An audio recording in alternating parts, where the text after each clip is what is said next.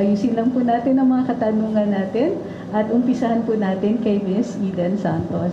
Ayun, dahil po ako mag-isang babae, nagkasundo kami tatlo. Ayan, ladies first daw po, Mr. President. So, kumusta na nga po ang inyong gising ngayong umaga after the proclamation mo na kahapon? Well, wala, official na talaga eh. But we have not, hindi naman namin na mula nung May 9, May 10, nandito na kami. We were already trying to put together the government, the next administration. So, pero siyempre, very significant yung kahapon. At kahit papaano, it's slowly sinking in na eto na talaga yun. But anyway, it also became productive because nakausap ko na yung mga legislators natin at sinasabi ko na sa kanila, ito yung mga dapat natin gawin, ito yung mga hihingiin ko sa inyo. I think I'm hoping there will be a honeymoon period na maging maliwanag at maging maganda at maayos ang relationship, cooperation between the legislature, the executive, and of course the judiciary. So that's what we spoke about at length. After naiwan pa ako dun ng mga 3 oras kasi nag-uusap na kami tungkol diyan. So it's all very well commemorate. Of course, it's all very exciting to actually hear the proclamation of the Senate President and the Speaker for both myself and for our incoming Vice President, Sara Duterte. But we immediately went to work because there's a great deal to be done. So, yeah, nasa pawang ka agad yung whatever, if you want to call it celebration, commemoration. Napunta ka agad sa trabaho.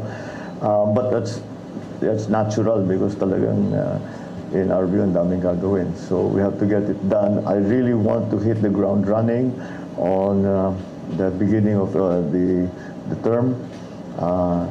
I also would like to have a very clear understanding between all of the cabinet secretaries, all the legislature.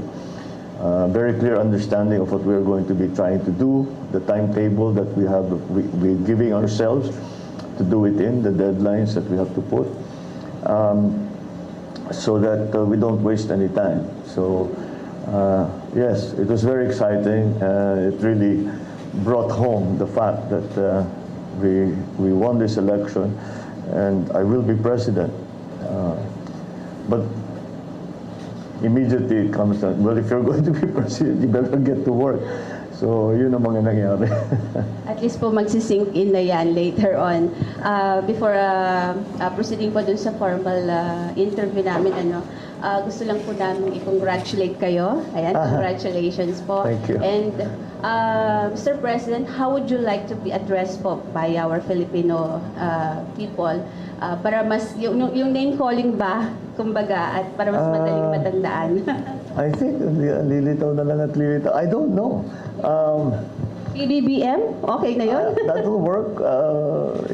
I was SBBM when I was in the Senate.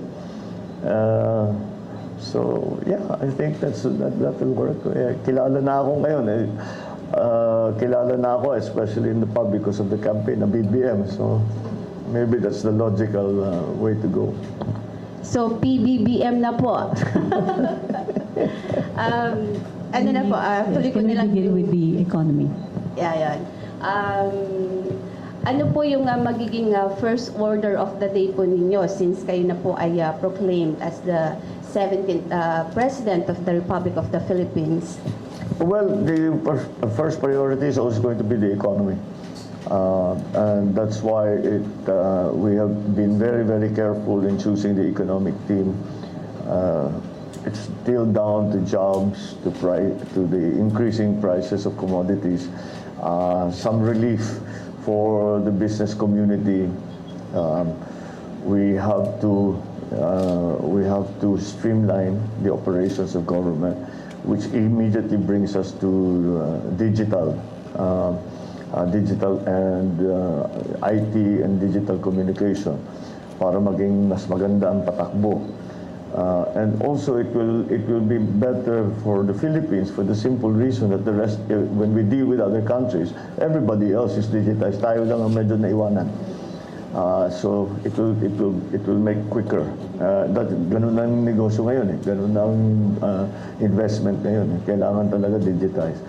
So those are the immediate things, because those are the things that I think we can immediately enforce. But you know, the things we spoke about during the campaign, hindi pang kampanya lang yan. We really need to do something about. We need to find help for our MSMEs. We really have to create once again the value chain for agriculture. Education needs a lot of. I'm so happy that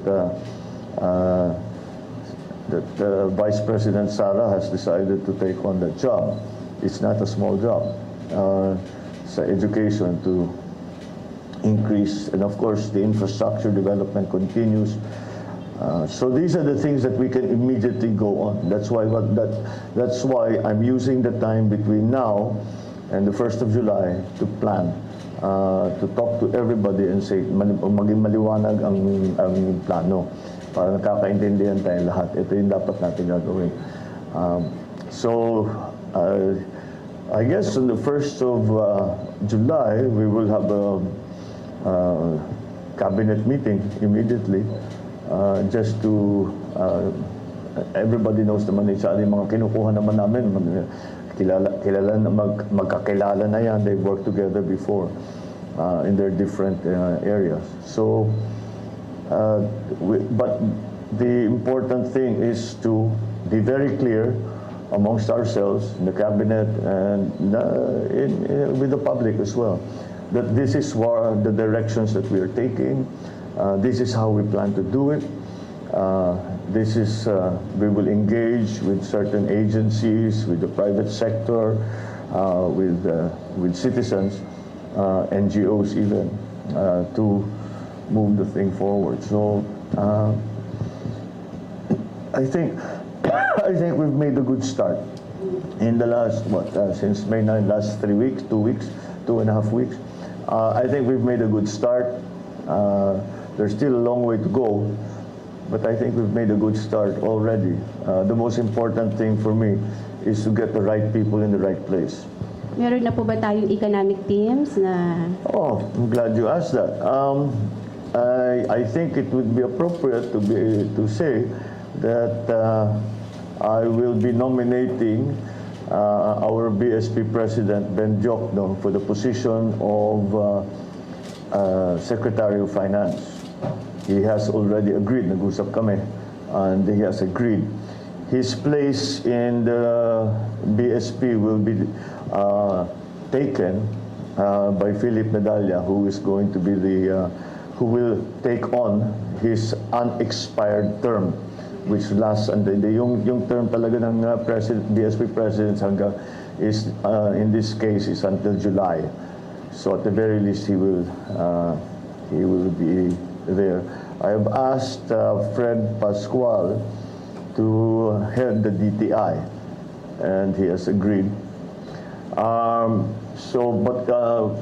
We talk about the economic team, and maybe normally we don't consider this department part of it, but it is going to be part of it. I am intending to nominate Manny Bunuan for Department of Public Works and Highways.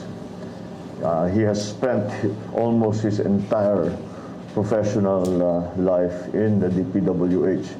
I know him very well, so I think he will do. I know he will do a good job. So those are the things that we have decided. I know the economic team is critical, and that is what people are looking to. I think we have found the best people for it, who are able to look forward and to anticipate what the conditions will be for the Philippines within the rest of the world in the coming years. Thank you, Ms. Santos. Mr. MJ. Sir, congratulations. First of all, Thank you. yung management namin ay nagpapabot po ng pagbati sa inyo pong panalo. And especially my big boss, Reverend Dr. Pastor Apollo C. Buloy. Well, I thank him. But he was a very big part of what we were trying to do. Kasama ka naman lagi. You are always with us. Sir, balikan ko lang po yung sa economy. May mga panawagan, sir, na postpone daw muna yung implementation Yung ng RCEP. RCEP and also, sir, dagdag ko mamaya yung oil excise tax. Yung? Oil excise tax, sir. Okay, let's do RCEP first. Sa aking pananaw, let's have another look at it because the RCEP is a very fine thing. Ako talagang a great proponent, believer in trade. Hindi talaga tayo, walang yumaman na bansa na hindi maganda ang kanilang trade. Mayroon silang manufacturing, marami silang ine-export. They are very involved in trade. All the great economies in the past 200, 300 years, it really came down to trade. So that's something that we want to encourage, and what RCEP seeks to do. Now, the only stumbling block, the only possible stumbling block there is that it's all very well to trade if you are in a competitive position. And I do not know that our agricultural sector is sufficiently robust to take on the competition that the opening of the markets will cause RCEP. So let's have a look at it again and make sure na hindi naman malulugi ang ating agri-sector. Pagka renotify na natin yan, dapat handa na yung sistema natin na makipag-compete. Dahil kung hindi talaga makipag-compete, masasapawan sila. Mawawala yung ating mga local and panay na lang ang import natin. And we don't want that. If we want to beef up the agricultural sector, we want to have sufficient food supply for the Philippines in case of any crisis. We should really learn our lessons from the pandemic that wag natin pababayaan yan.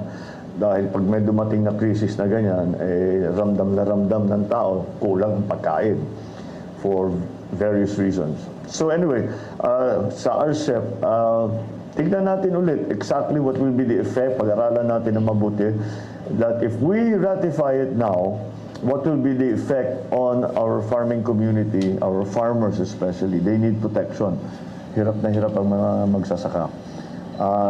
And how will it impact what our plans are to, as I mentioned earlier, create the value chain for agriculture once again.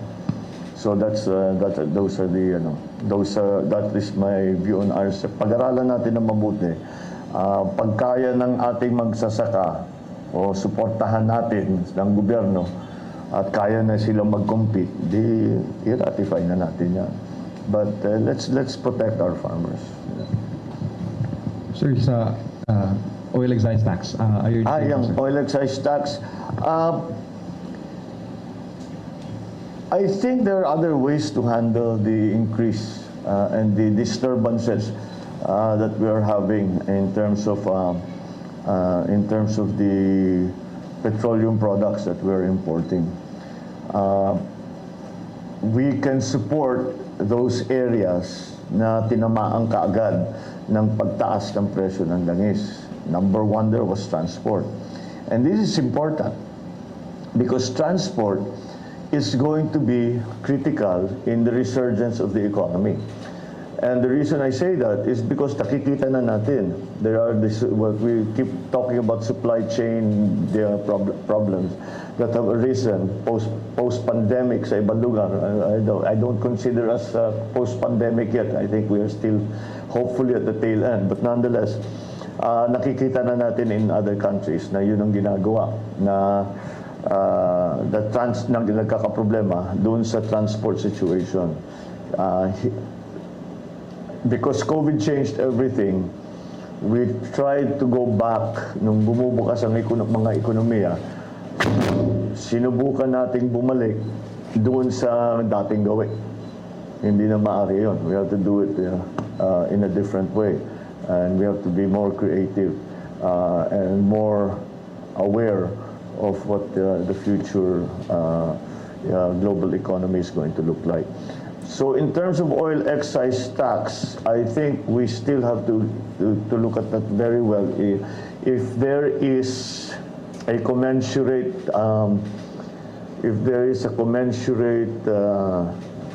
return to somehow deferring the collection of the excise tax, what will be siyempre, the government needs the money. Mahirap ang gobyerno sa pondo ngayon. The government needs the money. Pero kung talagang makikita naman, may ano naman yan eh. Pag sinabi mo, tanggalin natin yung excise tax o bawasan natin yung excise tax, ano yung magiging effect doon? Talaga bang worth it ba na mawala yung pondo o yung income ng gobyerno?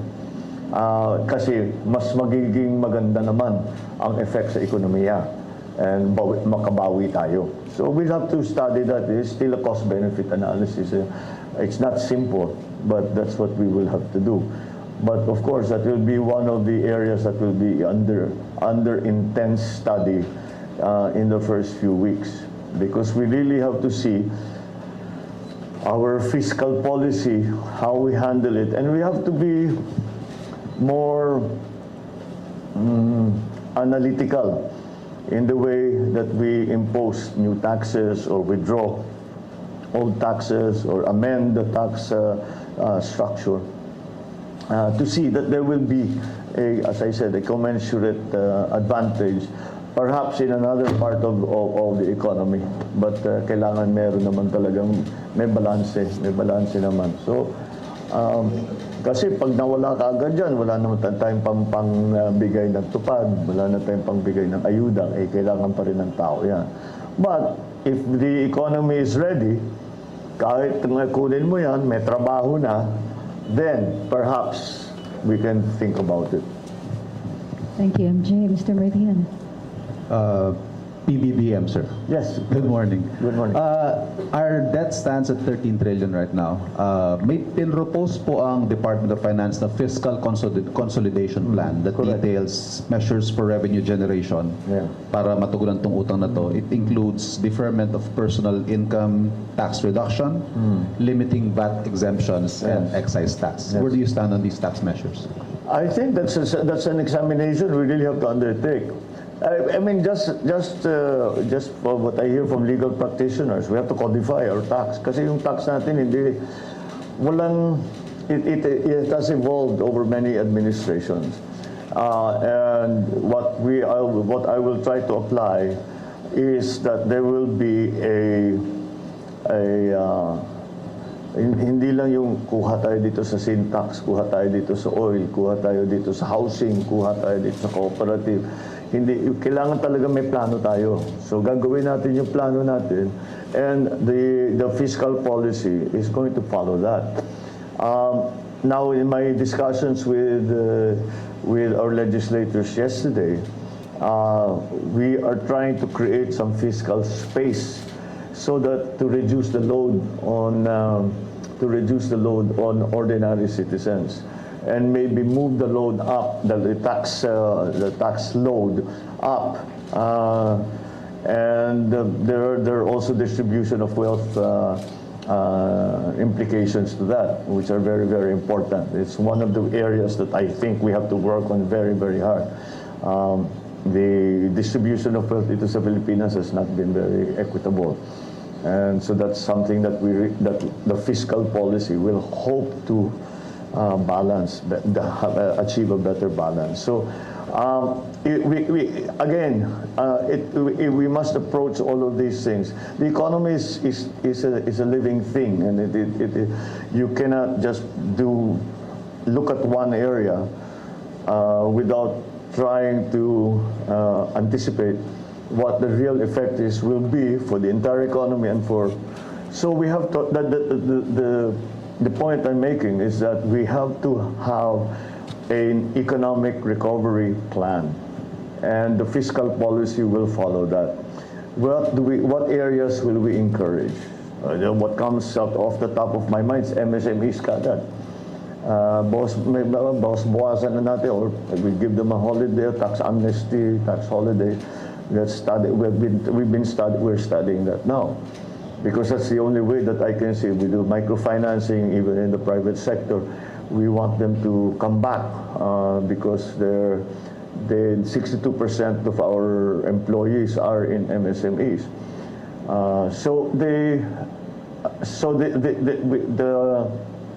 The agriculture also, yung ating ayuda, the fertilizer that we buy, urea, is petroleum-based in terms of pricing, and it's imported. And it has gotten to such a severe situation that there are farmers now who just don't plant. Kasi if urea is at what? 2,000 pesos. Sabi nga, hindi naman kami kikita eh. So, huwag na lang. Di ba? We'll do something else. Mangingisda lang kami, or we'll do something else. And that doesn't bode well for our plans for developing agriculture. So, whatever fiscal policy is going to be, whatever changes in fiscal policy that we are going to undertake, it will have to come, we have to examine it very, we have to think it through properly. So, yung mga pabigla-bigla na tinataas, binababa, hindi natin magagawa yun. Dahil kung gawin natin yan, it will, if there are too many moving parts, you cannot anticipate what will happen. And so, we have to be careful, and there are many variables. Move the variables one by one. Huwag mong sasabay-sabay, kasi then you don't know what's happening. We just followed, I guess, the scientific method. So, my approach to the fiscal policy first is to codify it, to make it simpler, to make it more understandable. Number one. Secondly, is to reduce as much of the tax collections from those who are suffering from the pandemic, the effects of the pandemic.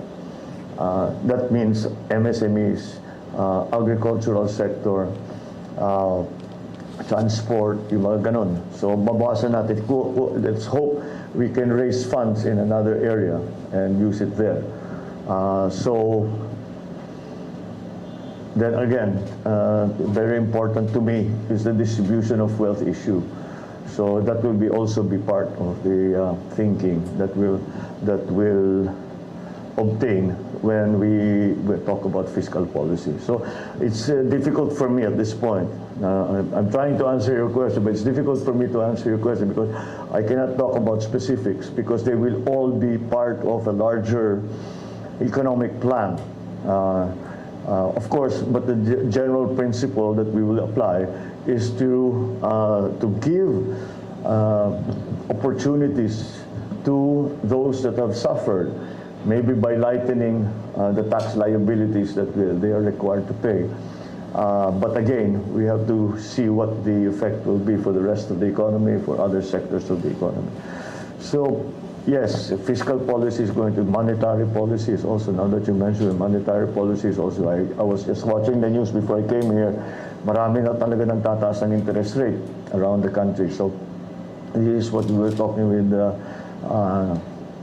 BSP President Ben Jokno, if we're going to raise interest rates, if our investment rating will change, kung bababa ba yan, or can we do something to keep it? But he seems optimistic, and to an extent, I share his optimism, and I think we can do it. But we have to be very, very, how do you say?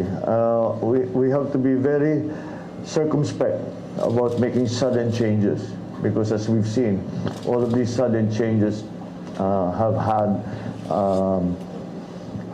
some unintended consequences in other parts of the, hindi mo na makakalain, may pumuntok doon kasi dito may ginawa ka rito.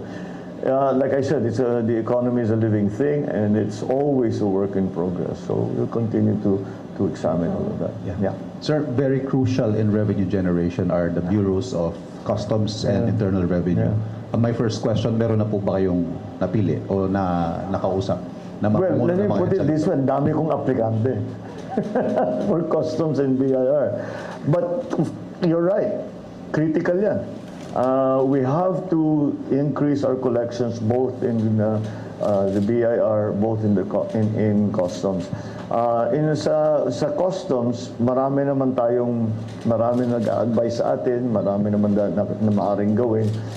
We are talking about buying equipment, the ADB, the World Bank has given us much equipment di masyadong nagagamit. We have to increase that. Also, we have to develop the ports so that the business grows, and from that growth in trade, in shipping, the collections of government will increase. But the efficiency of the Bureau of Customs has to be really seen too. Hindi naman mangyayari yan na nag-iisa. And of course, we've all heard the horror stories about but you know, structurally, we have to approach it in a new way and say that the main job of the Bureau of Customs is to increase their collection through ease of doing business, even just the documentation, and then of course all this new equipment that we can to be able to handle larger increases in volume. So that I think is how we are going to head when it comes to customs. And yes, I have had many applications to head the Bureau of Customs, but I'm sure we will find the right people. I have a fairly good idea of who has been able to show performance. And the BIR, ganun din. What we have to do is make more efficient the entire process. Number one, make it easier for people to understand what the tax structure is. Put people in there. Of course, hindi mo matatanggal pa sa usapan. Let's not pretend na pag pinag-usapan customs at saka BIR, ang daming corruption. I was going to go there, sir, Yeah. if I may. Meron ho ba kayong magiging specific marching orders to the people you will appoint to these agencies with regard to allegations of corruption? Well, there's no place for, there should not be any place for corruption. Unfortunately, naging in some areas, naging endemic na talaga yung corruption. You will have to really dig deep. I hope we do not have to do what then Prime Minister Mahathir did, where he said, sige, mag-15-30 lang kayo kasi may tenure sila. Mag-15-30 lang kayo, huwag kayong papasok, pagtangko kayong lahat. I hope we don't have to go that far, but I'm willing to. This is too important. Otherwise, it just doesn't work. Corruption, kalimutan na lang natin yung nakaraan. Let's just do it. Huwag natin sasabihin natin, sige, that was not under my watch. Hindi ako namamahala nun. Ngayon ako na namamahala. So wala nang ganyan. At kung meron pang ganyan, habul-habulin talaga namin kayo. At hindi po pwede yan because we will not succeed.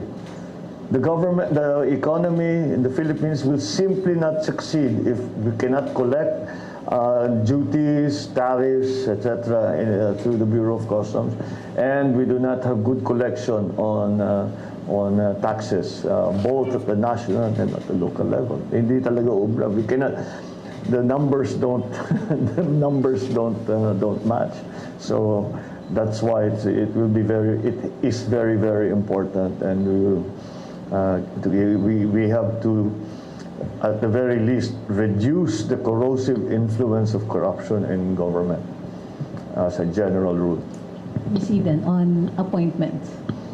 Sa DICT po, PBBM, meron na po kayong napipisel kung sinong ilalagay nyo doon. Since sabi niyo po kanina, priority po ninyo yung digitalization. Yeah, I have already a person there, but we are still trying to put together the plan. Siguro within this week, pwede na namin. Kasi inaayos pa lang namin. Kailangan kasi para sa akin, bago pa tayo mag-nome, maliwanag na kung ano yung kailangan namin gawin. At kung paano gagawin, ano yung timetable. So yun ang nililiwanag ko pa naman sa ngayon. It really is at this stage, the ICT, it's technical. Ano ba yung kaya natin gawin? Where's the technology now? Who can help us with that technology? So we're trying to figure that out. Because yung digitalization affects every single agency in government, both national and local. And until we do it, yung efficiencies natin, yun, corruption na naman ng maraming sources of abuse. And certainly, yung ease of doing business lang. Yung tao naman, hindi naman dapat papupuntahin ng 20 opisina. You spend 3 days para makuha lang mga pirma na lalapit-lapitan pa ng mga fixer, na kailangan tanggalin natin lahat yun. So, and digitalization will be key to achieve that. So, let us lay it out first between ourselves, and then I will explain to you soon what the role the DICT is expected to play and how it will do it, and who will be in that department. Doon lang po sa ito yung pinaka-concern ng ating mga mamamayan, yung napabalita na po na maibababa sa 20 pesos ang kada kilo ng bigas. That's the aspiration. Paano po natin yung gagawin po dito? Ibubuhin natin yung value chain na pinag-uusapan ko sa Kausap ko na yung mga ibang trader. Baka pwede nating i-hold ng ilang buwan yung presyo ngayon. I think we'll be able to do it as a first step. But in the long term, we really have to fix our value chain. That's the only way. Ngayon, ang nagiging problema, one of the problems that is popping up in agriculture, yung edad ng ating mga magsasaka. I'm sure you've all seen the statistics, it's 56, 57, whatever. But that's not the good number, that's too high a number. And unfortunately, ang mga farmer mismo nagsasabi sa kanilang mga anak, huwag kang mag-farming, ang hirap ng buhay na ito. Mag-aral na lang kayo, magtrabaho kayo sa opisina. Kaya kami naghihirap dito para hindi nyo na kailangan gawin ito. And that's why young people are not coming into agriculture. Now, how do we change that? We must employ new technologies. It has to be industrial farming. It has to be, ang dami naman bago. Especially with the advent of global warming. Nakita niyo ba itong taon na ito? Naintindihan niyo ba yung weather? Kung kailan yung tag-araw, kailan yung tag-ulan. Sinasabi ng pag-asa sa atin, tag-araw ngayon, pero panay naman ang ulan. Sinasabi nila, tag-ulan na, hindi naman umuulan. So, talagang masyado na magulo. That's why we need high-tech solutions. And that will bring younger people in. Because we're not talking anymore about traditional farming only. Of course, you will still have to put seeds into the ground. But marami ng bagong technologies that are developed by younger people. And so they can get involved in agriculture again. Like I said, COVID changed everything. We cannot depend on the old system. We cannot depend on on business as usual. That would be a disaster. The pre-pandemic world is never coming back. That is a hard truth that we all have to accept. And what's coming is something that we don't quite know yet, but it's beginning to show what that will be. So in terms of agriculture, we have to move with the times, and we have to be very open to new strategies, new technologies, new techniques. not only in the actual technical part of agriculture, but also in the organization of our agricultural community and our agricultural sector. So, yeah, that's something that we have to deal with. So if the aspiration is 20 pesos, I don't know. I think if we work very hard at it, baka maabot natin yun. When? Oh boy, pag nabuo yung ating tinatawag na value chain, we have to do research and development. Marami naman tayong magaling eh. We have to do research and development, find the new varieties, find the new techniques. With the price of fertilizer getting so high, anong mga alternatives natin, organic, etc. And how do we mass produce that? That's enough. And then we have to bring all these new technologies to the farmer, and we have to teach them how to best take advantage of all of the things that we have discovered. We have to find new ways of production. And agriculture naman, pinag-uusapan, hindi lang bigas yan eh. Hindi lang crops yan eh. Fisheries yan at saka livestock.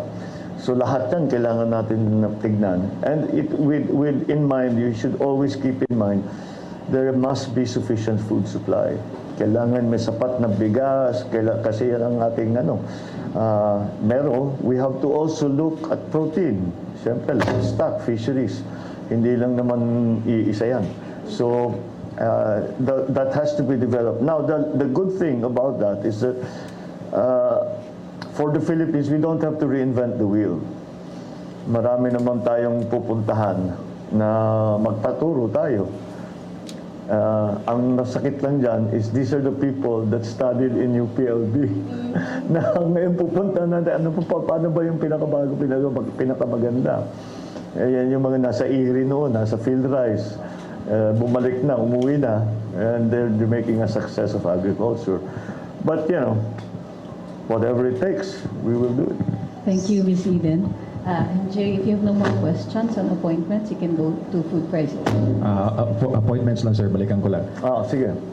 Magkakaroon ba ng special assistant to the president na position, and who will it might be? Well, that actually is an existing position already. Special assistant, yes. Well, I suppose we can already, we've asked Congressman Anton Lagdameo to fill that position. Yeah, because it's very sensitive and very important in the sense that we have known each other since he was a child. Hindi na ako child noon, pero since he was young.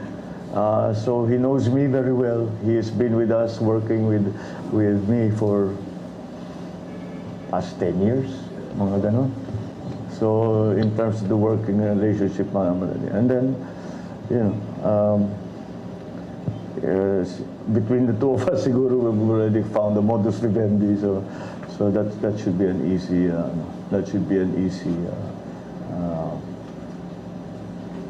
easy position for him to pick up on. Sir, May inside info kaya, ba't alam mo? ano lang, sir. Sir, si Deputy Speaker Marcoleta, what will happen to him? And recently, Vic told us sa media na there's an offer for Professor Clayda Carlos to join your cabinet rank. Anong update sa kanya, sir? Marcoleta and Professor Carlos. Everybody's still we're still talking about the role. Because ang approach ko naman sa lahat na nare-recommenda o napupunta sa akin is, first of all, where do you feel, marami naman nagsasabi kahit saan, basta ilagay mo ako kahit saan. Marurunong naman, magagaling naman. And I always ask them back, I said, where do you feel you will be the most useful? And so all of that, si Kadante Marcoleta, I asked him the same question, and I'm waiting for his answer. So, but definitely, with his legal prowess, I think that he will be of great use to us. Now, I understand that in his particular situation, meron pa siyang opportunity mag-congressman. Oo, dun sa party list. So, he will have to decide that. That's his decision to make. So, pag-uusapan namin ulit. The professora, of course, we've been in consultation with her and asking her. And again, it's the same question. Where do you feel that you will be the most help? And again, we're waiting for that answer because alam naman natin na marunong naman si professora. She's at least especially in terms of foreign policy and international politics, talaga maraming maitutulong. Solgen, sir. Sino ang Solgen mo? Sorry? Solicitor General. Sa? Solgen. OSG. Which one? Solicitor General, sir. Social welfare. Huh? Office of the Solicitor Solgen. Oh, okay. Hindi ko naintindihan. Okay. Marami din eh. Ang daming magagaling. We are lucky in that marami nga na who are some of the legal luminaries have expressed their willingness to join the government, and that's one of the offices that we're talking about. That's going to be very important. I'll talk to we will hindi pa finalized. Hindi pa finalize ang sino magsusol dyan. Do you have a question on food prices? Para matapos na tayo? Okay. Isa ho sa mga immediate problema nga haharapin ng inyong administrasyon ay ang sinasabing food crisis ng Department of Agriculture. In fact, just this week, laman po ng balita yung kakulangan sa patatas. And then, ang sabi ng Philippine Chamber of Agriculture and Food, maaring last quarter po ng taong ito ay maramdaman natin ang husto itong food shortage dahil sa taas ng presyo ng fertilizer, farm inputs, mataas na presyo ng trigo. Ano ho ang inyong mga concrete plans para masiguro ang sapat at abot kayang pagkain sa lahat ng Pilipino? We have to just increase production and baka mapilitan pa rin tayo mag-import. The importation was forced on us because our production, the problem is that the production was not sufficient. Since the production was not sufficient, to keep the prices down to an affordable level, we have to import.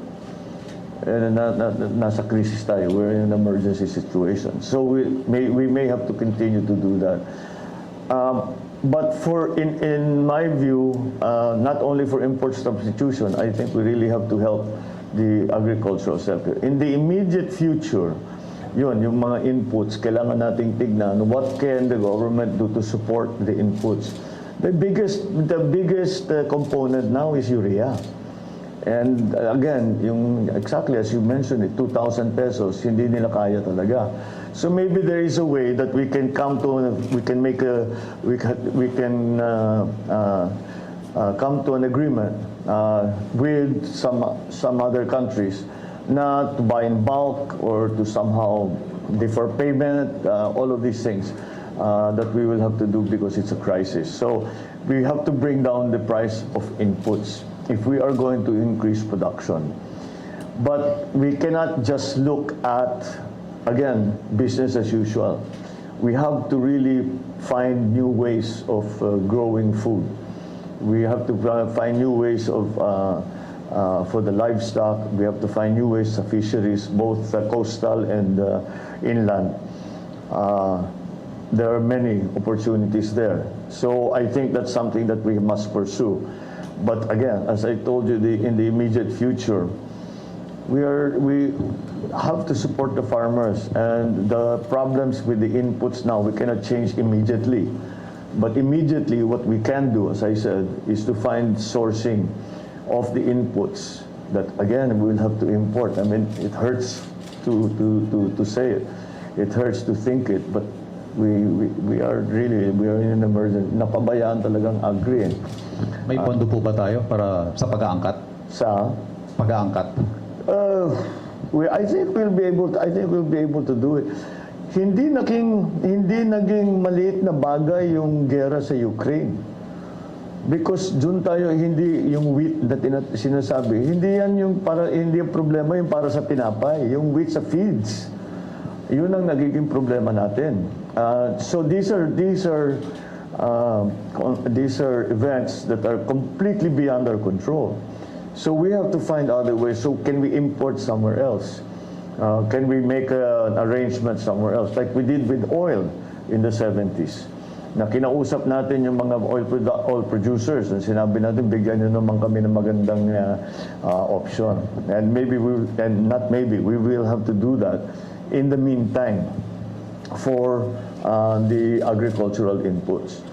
Pero kailangan talagang paspasan lahat yung mga research and development, lahat ng yung sistema ng pautang. I think that's one of the areas that we really want to look at. Unfortunately, Land Bank has converted itself not into an agricultural bank anymore. It really operates as a commercial bank. So maybe we can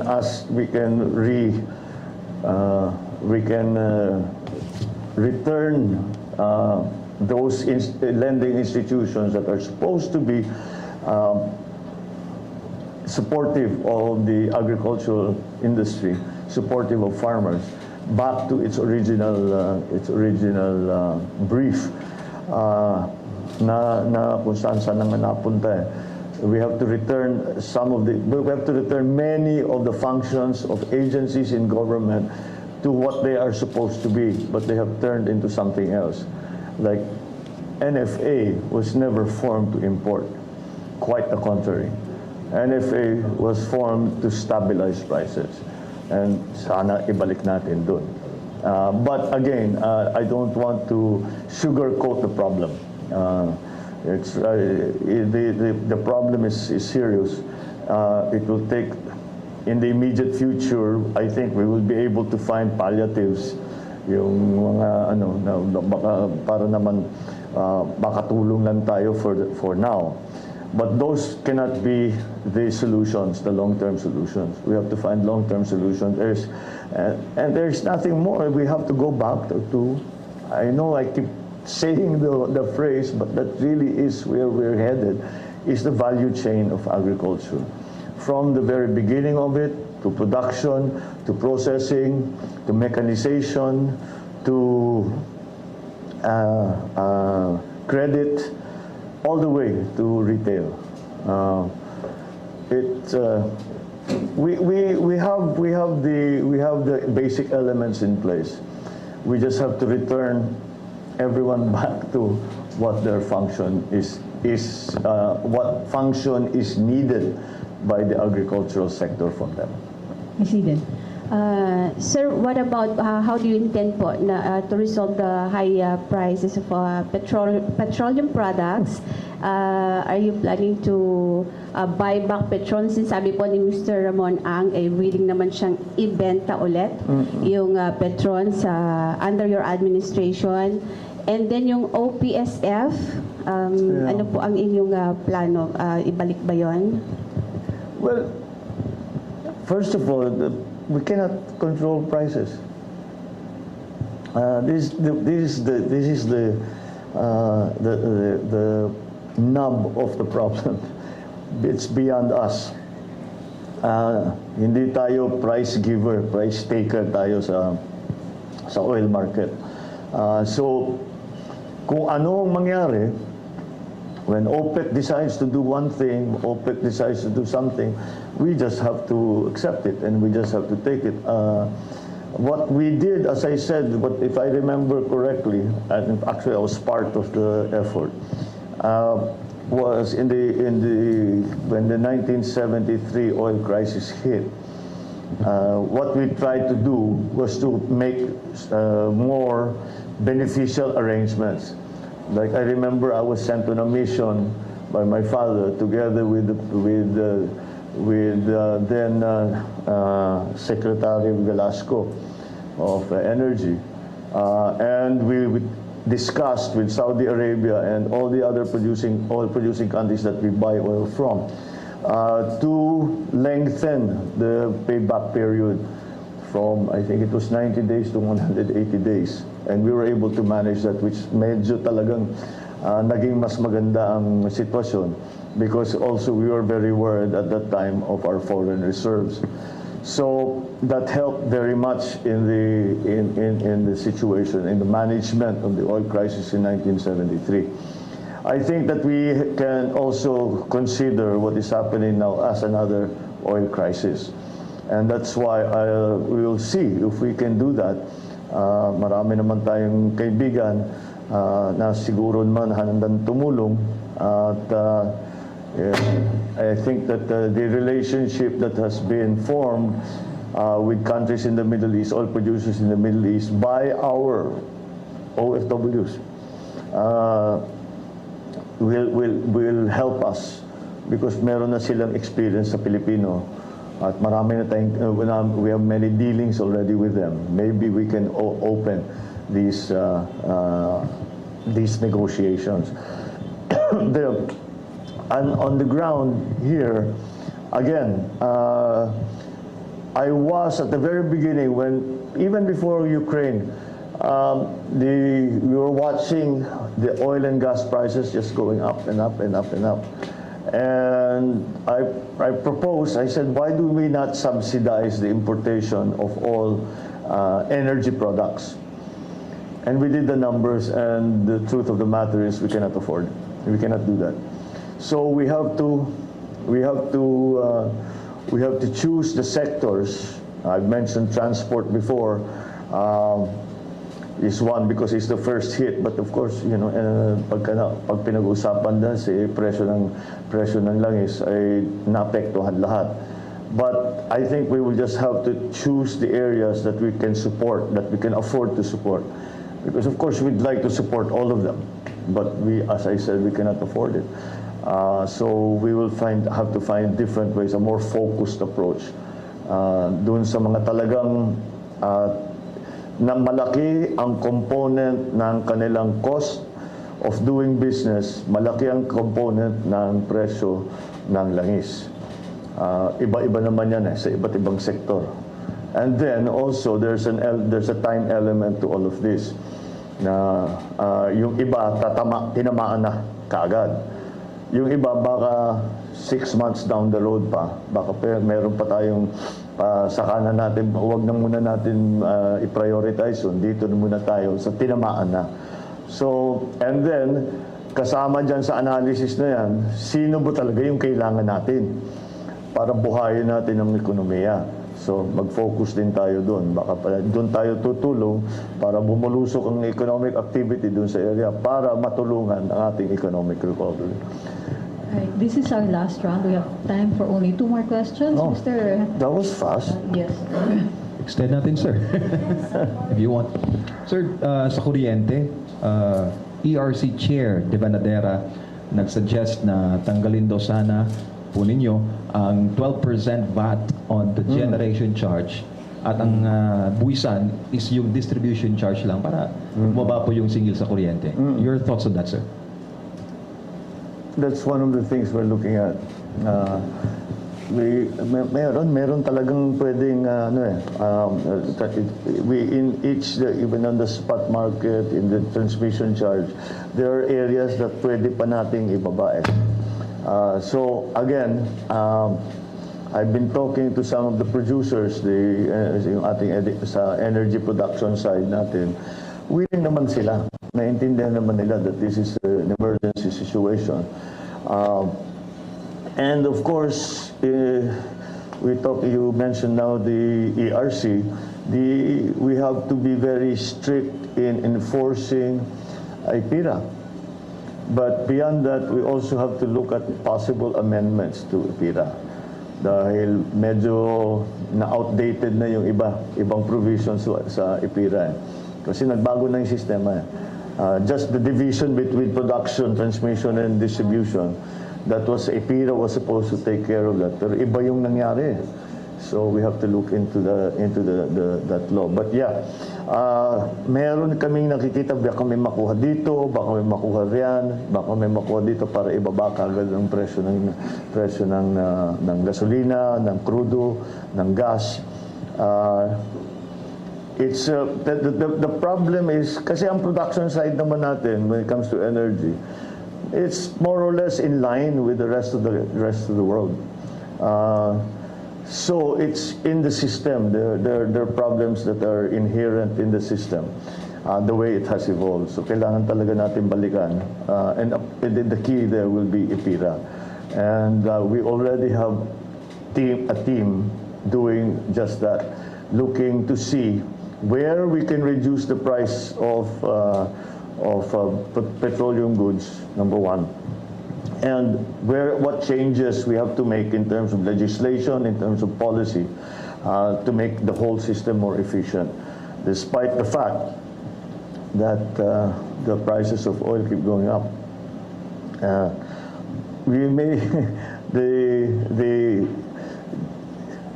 there is the other issue when it comes to energy, in that we have made commitments internationally to reduce our dependence on, first of all, coal, and to replace it with renewables.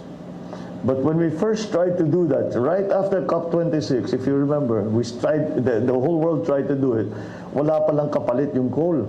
Hindi pa ready yung renewables. So, tignan natin yun. We have to also determine the mix of renewables. The renewables to traditional. Diyan na pumapasok ang usapan ng nuclear. Because if you look at statistics, look at it, tanggalin muna natin yung mga politika. Tingnan natin talaga ang data. Nuclear remains to be the cleanest and cheapest way to produce energy. The problem is that the lead time for any power plant, not only nuclears, minimum yata 5 years. So matagal yan. So in the transition, we have to find another source, a cleaner source of energy. So maybe gas will be the transition. Yung gas is cleaner than coal. It is as clean as it's going to get. But until we are able to sufficiently increase our power production through renewables, we have to find the pantawid from purely traditional to the new mix of renewables and traditional. So energy is hard. Talaga, ako aminin ko sa inyo, energy is hard. We really the world situation, the local situation, the way that we have evolved our systems, it can be quite complicated. So we have to really come up with some good strategies there. But in general, we have begun to see areas where that may potential na dyan tayo kukuha, may baba natin ang presyo ng singil sa kuryente. Okay? Last question. Yeah, sir, on foreign policy. Okay. Yung may patuloy po mga reports ng incursions, even spying sa internal waters ng Pilipinas. Ano ho ang magiging position ninyo with regard to asserting our sovereignty in the region? What is your position on the arbitral ruling, and how will you enforce it? Well, in terms of sovereignty, there is no wiggle room there. Our sovereignty is sacred. We will not compromise it in any way. We are a sovereign nation with a functioning government, so that we do not need to be told by anyone how to run our own country. So that's essentially sovereignty, self-determined in the Philippines. So again, there is no room for negotiation there. It is sacred and inviolable. So that is my approach to Philippine sovereignty. I have already said this before, considering in the West Philippine Sea that there have been these conflicts. We will not allow a single square, and we even make it smaller, a single square millimeter of our maritime, coastal, and up to our 200 kilometers rights to be trampled upon. And how do we do this? We strengthen our. Well, we are talking when let's not traipse around it. We're talking about China. And how do we do that? We talk to China consistently with a firm voice. And we say that hindi naman natin pwedeng girahin. At ang gusto ba natin gawin, manggigera pa tayo ngayon, papasok pa tayo sa gera. That's the last thing we need right now. So we have to continue to discuss with them the conflicting claims that we have with China and that China has with other members of ASEAN. And I think ASEAN is still going to be a very critical part of that discussion, of that. But nonetheless, we also have to continue to pursue bilateral contact and communication with China. In fact, this is what I mentioned when I spoke to President Xi. When he called me to congratulate me on winning the election. I immediately went and I said that we have to continue to talk about this. We cannot be allowed to. This cannot be allowed to fester and to become more severe in terms of a problem between our two countries. So that's why in foreign policy, the Americans now, of course, have a very strong global interest, strategic interest in the region with the rise of China and their view that the West Philippine Sea is a critical part of the trade routes, which it is, and that's why it's so important. Trade routes for shipping in the region. So we are a small player amongst very large giants in terms of geopolitics. So we have to ply our own way. I've said it before, I'll say it again. I do not subscribe to the old thinking of the Cold War, where we had the spheres of influence, where you were under the Soviet Union or you were under the United States. I think that we have to just find an independent foreign policy where we are friends with everyone. It's the only way. The closest part of China to my province, Ilocos Norte, is 600 kilometers away. We have to be good neighbors, and we ask them to be good neighbors to us as well. It was of mutual benefit to our countries. Now, the role that the United States is going to play, well, we define that role very simply. It comes from our traditional relationship with the United States, which has been very strong and very advantageous to both of us, both the United States and the Philippines, over the past 100 or so years. So that's how we define that. So we must maintain that balance. I think we are not. I don't think we are the only country that's having to do that. And again, the partnerships that we make within the region, ASEANs primarily, are going to be of critical importance when it comes to that. So we have to make those. As I told the ambassadors when they came, not only economically but geopolitically, as we emerge from the pandemic and the crisis that it brought,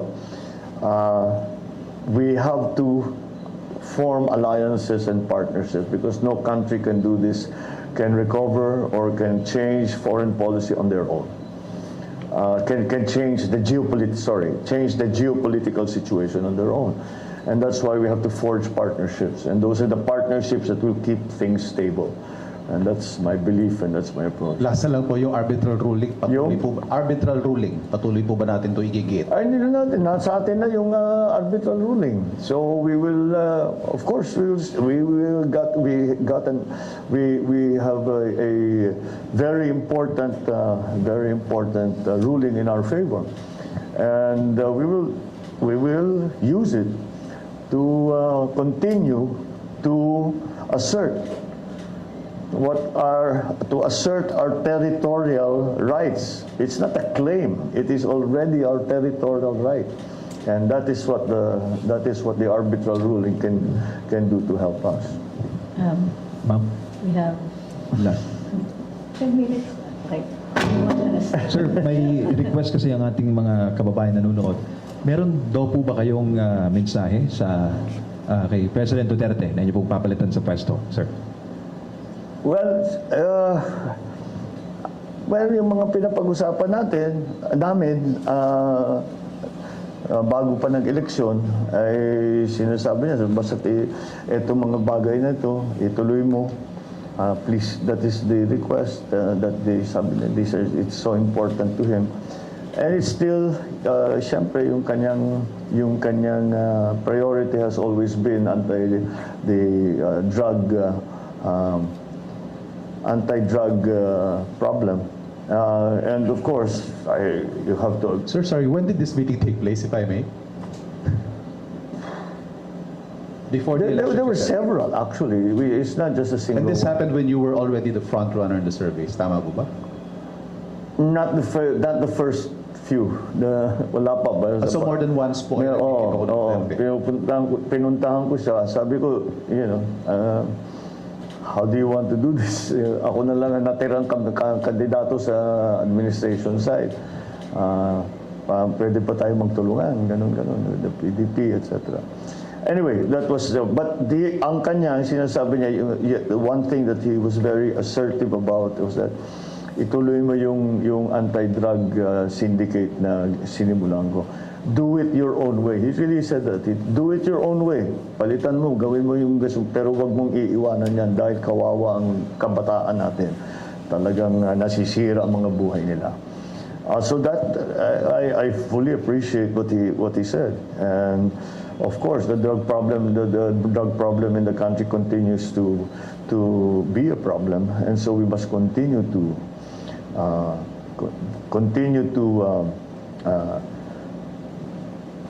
look that way. So foreign policy, of course, the president, si PRRD, has taken a very,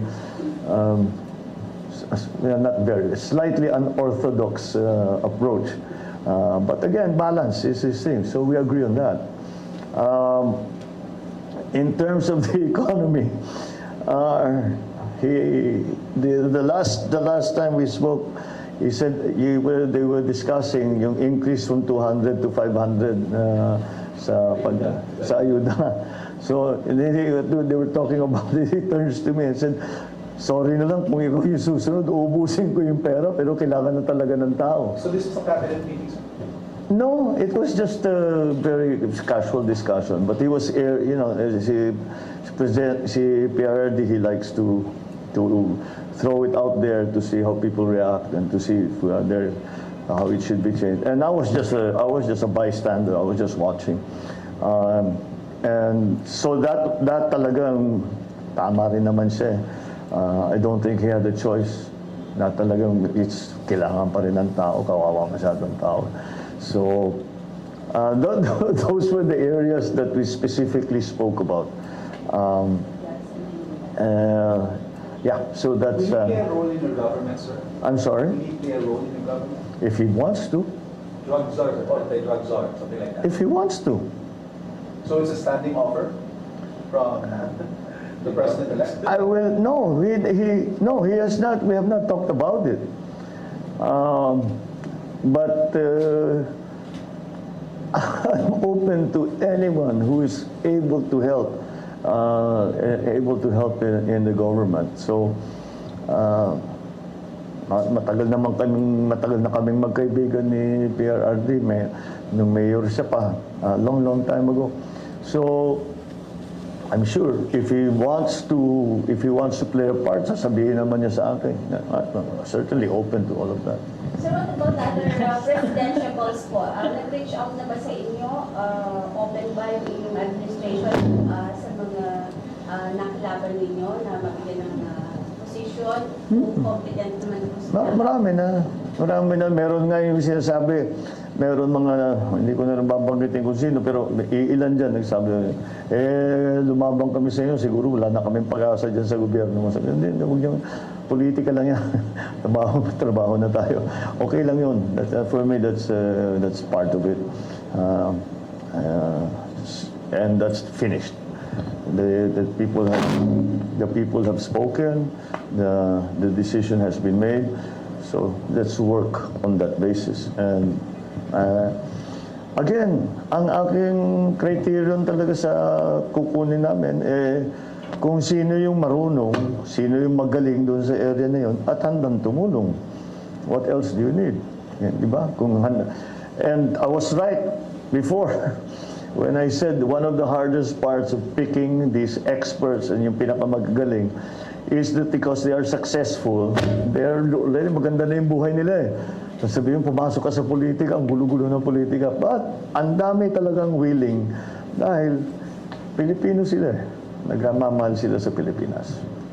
Maraming salamat din. Thank you. Ms. Eden, MJ, Ivan, maraming Thank you. salamat Thank you, po PBBM. sa- Thank you, Maraming Thank you, salamat. Secretary